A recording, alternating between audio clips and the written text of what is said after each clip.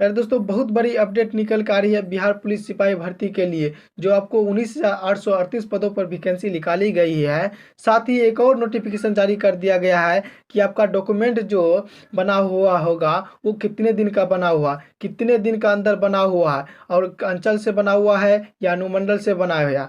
और सबसे बड़ी बात यह है, जो विवाहित महिला फॉर्म भरेगी वो ससुराल वाला निवास प्रमाण पत्र लगेगा या लहरा वाला प्रमाण पत्र लगेगा। इस वीडियो में A to Z जानकारी के साथ आपको बताने की कोशिश करेंगे। और वीडियो पहली बार विजिट की है तो चैनल को सब्सक्राइब कर लीजिएगा और बेल आइकन दबा दीजिएगा कि जब भी मैं वीडियो बना के डालूँ सबसे पहले सबसे सटीक जानकारी आपके पास पहुंच सके।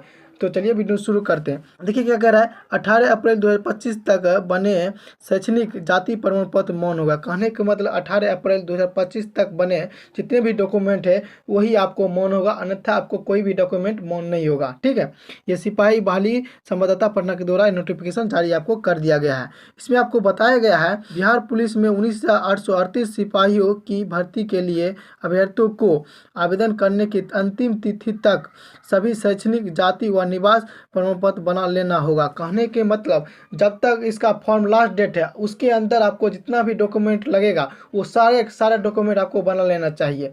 अगर नहीं बनाते हैं उसके बाद का आप बनाते हैं तो आपका मौन घोषित हो जाएगा, मतलब आपका डॉक्यूमेंट का कोई वैल्यू नहीं रहेगा। ठीक है ना, ये आपको नोटिफिकेशन जारी कर दिया गया है। ठीक, इसके बाद बनने वाले प्रमाण पत्र मौन नहीं होगा, वो भी बता दिया गया। इसके बाद बनने वाले प्रमाण पत्र का मौन नहीं होगा, वो मौन घोषित कर दिया जाएगा। ठीक ना, तो ये आप बना लीजिएगा। अभी बहुत लंबा समय है, अभी से जाकर अंचल अधिकारी के द्वारा लगेगा या अनुमंडल के द्वारा लगेगा, वो भी आगे बताएंगे, और जल्द ही आप बनवा लीजिएगा। ठीक है, केंद्रीय चयन पार्षद सिपाही भर्ती ने ज्ञापन संख्या 1/2025 में स्पष्ट रूप से गाइडलाइंस जारी की है। कहने का मतलब ज्ञापन जारी आपको कर दिया गया स्पष्ट रूप से 1/2025 के लिए।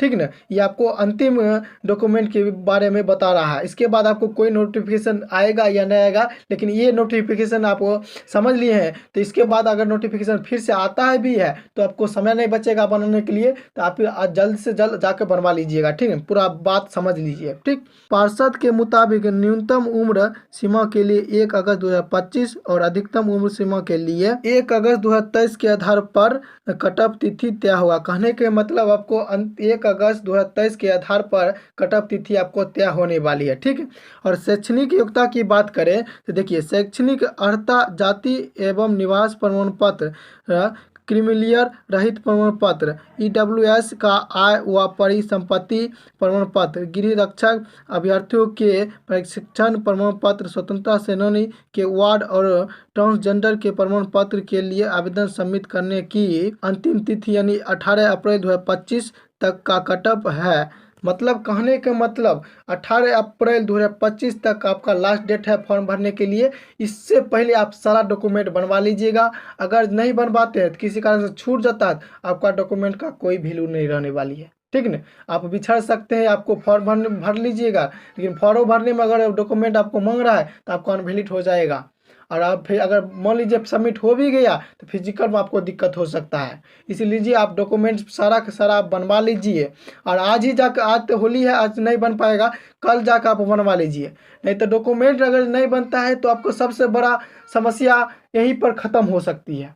ठीक ना, तो आप आगे प्रोसेस नहीं बढ़ा सकते हैं। ठीक है, उसके बाद देखिए, के लिए 2023-24 के आधार पर जाति प्रमाण पत्र मौन होगी। कहने के मतलब जाति जो प्रमाण पत्र होगा वो 2023-24 के आधार पर आपका जाति प्रमाण मौन होगा। ठीक, आरक्षण का लाभ लेने के लिए SC व ST आरक्षण कोटि के अभ्यर्थियों को जाति प्रमाण पत्र व मूल निवास का डोमिसाइल देना होगा। कहने का मतलब जो भी आरक्षण लीजिएगा SC ST, उसका डोमिसाइल प्रमाण पत्र निवास का होना चाहिए, तभी आपको आरक्षण का लाभ मिलेगा। ठीक, पिछड़ा वर्ग एवं अत्यंत पिछड़ा वर्ग आरक्षण कोटि के अभ्यर्थियों को जाति व स्थानीय निवास के साथ ही क्रीमिलियर रहित प्रमाण पत्र भी देना होगा। कहने की मतलब पिछड़ा वर्ग जो भी है एवं अत्यंत पिछड़ा जो भी है उसको क्रीमिलियर रहित प्रमाण पत्र देना होगा, तब आपको छूट मिलेगा। ठीक है, उसके बाद देखिए क्या करें, यह प्रमाण पत्र अंचल अधिकारी द्वारा जारी होना अनिवार्य होगा। कहने का मतलब जो प्रमाण पत्र बनाइएगा नॉन क्रिमिनल जो भी अभी बनाइएगा आपको अंचल अधिकारी द्वारा